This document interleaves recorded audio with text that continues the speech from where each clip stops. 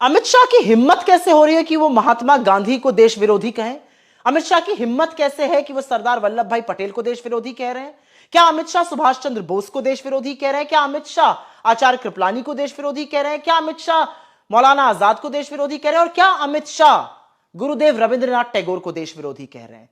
क्योंकि 1937 में 1937 28 अक्टूबर को कांग्रेस वर्किंग कमेटी ने गुरुदेव की सलाह पर दो छंदों को वंदे मातरम की मंजूरी दी थी, जिनको अडॉप्ट किया था, उसी को हम आज भी गाते हैं।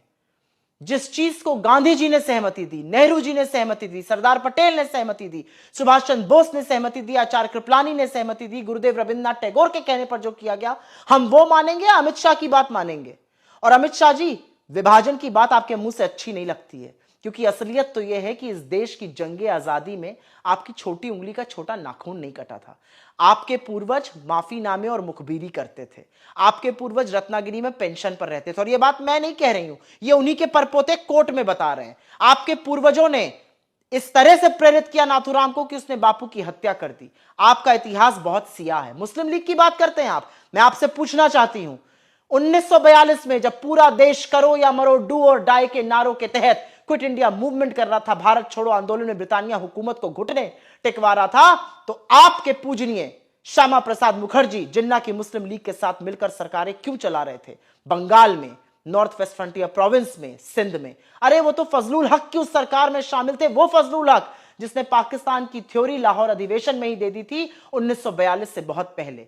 और मुझे एक बात जरूर बताइएगा अमित शाह जी, नरेंद्र मोदी लाहौर लपके हुए क्यों गए थे?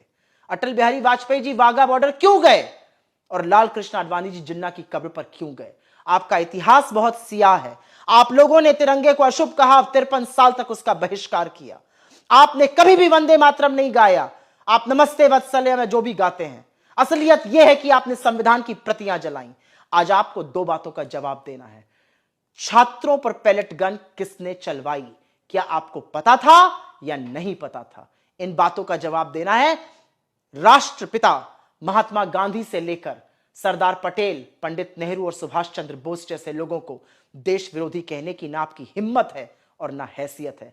जबान संभाल के बात करिएगा, और इस देश की जंगे आजादी पर बोलने का आपको रत्ती बराबर हक नहीं।